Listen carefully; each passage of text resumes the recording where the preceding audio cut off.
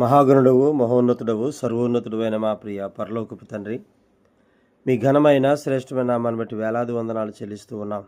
ప్రతిదిన మీ రీతిగా మీ పాదాల చెంత చేరి శ్రేష్టమైన మీ మాటలు ధ్యానించడానికి మీరు ఇస్తున్న మహాకృపను బట్టి వందనాలు. వాక్యం వింటున్న మా శ్రోతలందరినీ దీవించండి, బలపరచండి, ఆశీర్వదించండి. ఆర్థికపరమైన సమస్యల నుంచి విడుదలిచ్చి నడిపించండి. ఉద్యోగుల కోసం ఎదురు చూస్తున్నారు బిడ్డలు, కాంపిటేటివ్ ఎగ్జామ్స్ రాసి సిద్ధపడుతూ ఉన్నారు. వారికి చక్కని ఉద్యోగాలు దయచేయండి. విదేశాల్లో ఉన్నవారు మా బిడ్డలు ప్రభా మీ కాపుదల ఇవ్వండి. డ్యూటీల విషయంలో మీ దీవెన దయచేయండి. ఆరోగ్యంతో నింపండి. దూర ప్రాంతాల్లో ఉండి ఉద్యోగాలు చేస్తున్నారు బిడ్డలు, చక్కని ఆరోగ్యమును క్షేమం ఇచ్చి నడిపించండి. హాస్టల్ నుండి చదువుతున్న బిడ్డలు చక్కని జ్ఞానము కాపుదల భద్రత ఇచ్చి నడిపించండి. అనారోగ్యంగా ఉన్న వారికి ఆరోగ్యము దయచేసి నడిపించని అడుగుతున్నాం. గర్భఫలం కావాల్సిన గర్భఫలాన్ని ఏర్పరచండి. వివాహాలు కావాల్సిన వివాహాలు సిద్ధపరచండి.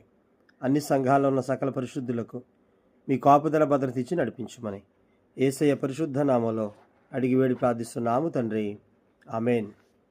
అందరికీ వందనాలండి. కీర్తన గ్రంథం 31వ అధ్యాయం 6వ చరణం వరకు మనం ధ్యానం చేసాం. ఈరోజు కీర్తనలు 31వ అధ్యాయం 7వ చరణం అండి. 31:7. నీవు నా బాధను దృష్టించి ఉన్నావు, నా ప్రాణబాధలను నీవు కనిపెట్టి ఉన్నావు. కావున నీ కృపను బట్టి నేను ఆనందభరితుడనై సంతోషించేదను. ఇక్కడ కీర్తనకారుడైన దావీదు ఆయన చేసినటువంటి పనులను బట్టి, ఆయన దావీదు మీద చూపించినటువంటి అపారమైన కృపను బట్టి ఇక్కడ ఈ మాటలు మాట్లాడుతున్నాడు. నాకు బాధ కలిగింది, నా బాధ నీవు దృష్టించావు అంటే నా బాధను దృష్టిలో పెట్టుకున్నావు, మనసులో పెట్టుకున్నావు, నా బాధను చూశావు. నా ప్రాణబాధలను నీవు కనిపెట్టి ఉన్నావు. ప్రాణబాధలు అంటే ప్రాణం పోయేంత బాధ ఇబ్బంది కలిగినా ఆ ప్రాణబాధలను కూడా నీవు కనిపెట్టి ఉన్నావు. ఇక్కడ కనిపెట్టడం అంటే కీర్తనకారుడు చెప్పకపోయినా, కీర్తనకారుడు దేవునికి ప్రార్థించకపోయినా దేవుడే తన బిడ్డ అయినటువంటి దావీదు విషయంలో ఆ ప్రాణబాధలు దేవుడే కనిపెట్టినట్టుగా ఇక్కడ చెప్తున్నా. అంటే అలా దృష్టించాడు, కనిపెట్టాడు దేవుడు. కావున నీ కృపను బట్టి నేను ఆనందభరితుడనై సంతోషించేదను. ఎంత చక్కని మాట అండి. అంటే నా ప్రాణబాధలు నీవు దృష్టించినా, కనిపెట్టినా, నా బాధలు నీవు దృష్టించినా, వాటన్నిటిని బట్టి నువ్వు నీ కృపను మాకు చూపిస్తున్నావు. కావున నీ కృపను బట్టి నేను ఆనందభరితుడనై సంతోషించేదను. కారణం ఏంటి అంటే నాకు బాధలు వచ్చినా, ప్రాణబాధలు వచ్చినా, ఏమైనా కూడా నన్ను దృష్టించడానికి, కనిపెట్టడానికి, ఆ బాధల్లోనూ నన్ను విడిపించడానికి నీ కృప ఉంది, నువ్వున్నావు చాలు ప్రభువా అని కీర్తనకారుడు చాలా సంతోషిస్తూ ఉన్నాడు. దేవుడిచ్చే భరోసా, దేవుడిచ్చే ధైర్యం, దేవుడిచ్చే చక్కని వాగ్దానం అంత గొప్పది. నా కృప నీకు చాలు అంటున్నాడు. అంటే దేవుని కృప మనకి చాలు. ఎలాగ దేవుడు మనకిస్తున్నాడో ఆ కృపను బట్టి మనము సంతోషించాలని చెప్తూ ఉన్నాడు. దేవుడు మన బాధలు దృష్టించే దేవుడు. మన బాధలను, ఇబ్బందికర పరిస్థితులను ఆయన నిరంతరము కనిపెట్టే దేవుడు. నిర్గమకాండం 2వ అధ్యాయం 25వ వచనం అండి. నిర్గమకాండం 2వ అధ్యాయం 25వ వచనం అండి. దేవుడు ఇశ్రాయేలీయులను చూచెను, దేవుడు వారి యందు లక్ష్యముంచెను. వారి మీద దృష్టి పెట్టాడు దేవుడు. ఎందుకునంటే పైన 23వ వచనం నుంచి మనం చూస్తే, అలాగున అనేక దినములు జరిగిన మీదట ఐగుప్తు రాజు చనిపోయెను. ఇశ్రాయేలీయులు తాము చేయుచున్న వెట్టి పనులను బట్టి నిట్టూర్పులు విడుచుచు మొరపెట్టుచుండగా, తమ వెట్టి పనులను బట్టి వారు పెట్టిన మొర దేవుని యొద్దకు చేరెను. కాగా దేవుడు వారి మూలుగును విని అబ్రహాము, ఇస్సాకు, యాకోబులతో తాను చేసిన నిబంధనను జ్ఞాపకం చేసుకొనెను. ఇది జరిగినటువంటి సంఘటన.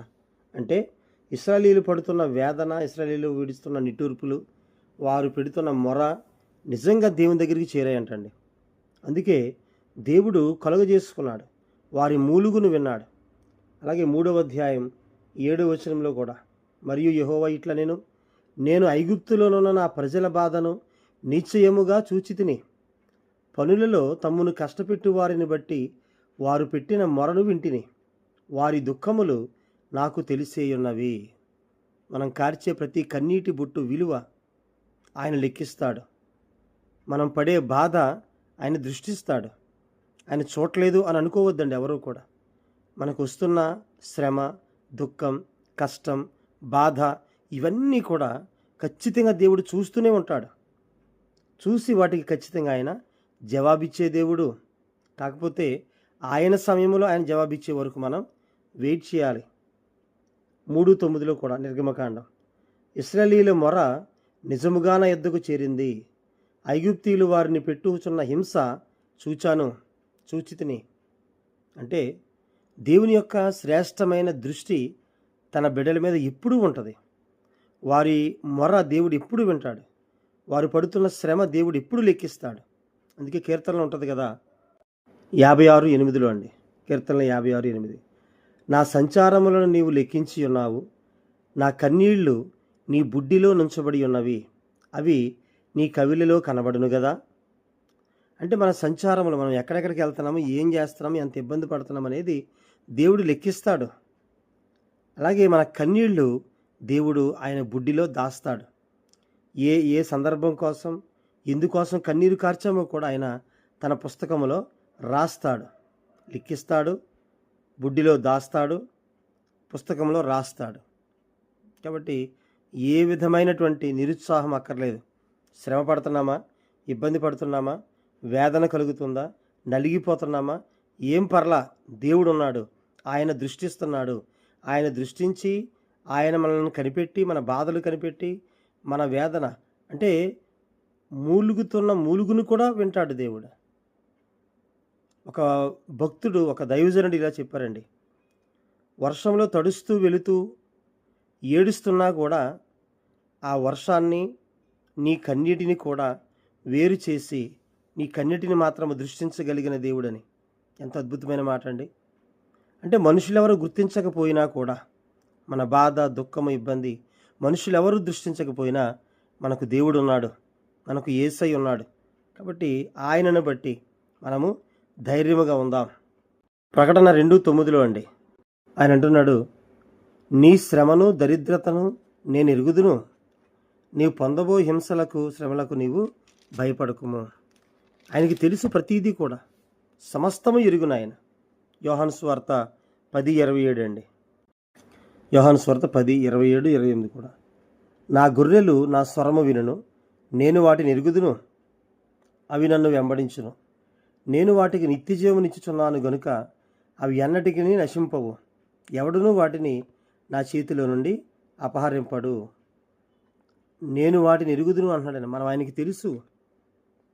ఆయన గొర్రెలుగా మనం జీవిస్తే ఖచ్చితంగా ఆయన మనకు కాపరిగా ఉంటే నాకు లేమి కలుగదు అంటాడు 23వ కీర్తనలో. కాబట్టి ఆ రీతిగా మనం దేవుని మీద భరోసా వేసి సమస్తము మనల్ని చూసుకునే ఆయన మీద ఆనుకొని నడిస్తే ఏ చింత ఉండదండి. పేతురు మొదటి పత్రిక 5:7 ఒకసారి మనం చూస్తే, 1 పేతురు 5:7 అండి, ఆయన మిమ్మల్ని గురించి చింతించుచున్నాడు గనుక మీ చింత యావత్తు ఆయన మీద వేయుడి. చింతించుచున్నాడు అన్న కాడ ఫుట్నోట్లో లక్ష్యము చేయుచున్నాడు, ఆయన లెక్కలోకి తీసుకుంటున్నాడు. మనమే ఆయన బిడ్డలము, మనమే ఆయన సంతానము కనుక మన గురించి ఆయన నిరంతరము కూడా చింతిస్తున్నాడు. చింతించడం అంటే ఏడవడం అని కాదండి. చింతించడం అంటే ఆలోచించడం, ఆలోచన. మన గురించి నిరంతరము ఆలోచిస్తారు. మన కన్న తండ్రి, మన కన్న తల్లి చూడండి, మనం ఎక్కడున్నామో, ఎలా ఉన్నామో, ఏం చేస్తున్నామో, ఏం తింటున్నామో, ఎలా ప్రయాణాలు చేస్తున్నామో ఏంటో ఇవన్నీ కూడా మన కన్న తల్లిదండ్రులు ఈ భూలోకములు వాళ్ళు నిరంతరము వాళ్ళు ఆలోచిస్తూ ఉంటారు. పరమ తండ్రి అయిన ఆయన కూడా మన గురించి అలాగే పట్టించుకుని ఆలోచిస్తాడని చెప్తూ ఉన్నాడు. సామెతలు 16:3 అంటాడు కదా, నీ పనుల భారము యెహోవా మీద నుంచుము, అప్పుడు నీ ఉద్దేశములు సఫలమగును. మన పనుల భారాన్ని ఆయన మీద వేస్తే తప్పనిసరిగా దేవుడు మనలను ఆదుకుంటాడు, ఆదరిస్తాడు. కీర్తనలో ఆ మాట అదే చెప్తున్నాడు, నీవు నా బాధను దృష్టించావు, చూసావు ప్రభువా, నా ప్రాణ బాధలను నీవు కనిపెడుతున్నావు, చాలు నీ కృపిస్తావు నాకు, కావున నీ కృపను బట్టి నేను ఆనందభరితుడినై సంతోషించేదను. కాబట్టి ఎవరైనా శ్రమ పెడితే, దుఃఖ పెడితే ఆయన సంతోషించమంటున్నాడు. పరలోకములో మీ ఫలం అధికముగా అంటున్నాడు మత్తయి సువార్త 5:11-12. కాబట్టి శ్రమ వచ్చినా, దుఃఖం వచ్చినా, బాధ వచ్చినా ఆయన కృప ఉంది, ఆయన ఉన్నాడనే భరోసాతో, ధైర్యంతో మనము ముందు కొనసాగితే చాలు. మన జీవితాల్లో నిత్యము ఆనందము, సంతోషమే. అలాంటి కృప దేవుడు మనకు దయచేయనుగాక. ఆమేన్. అందరికీ వందనాలండి.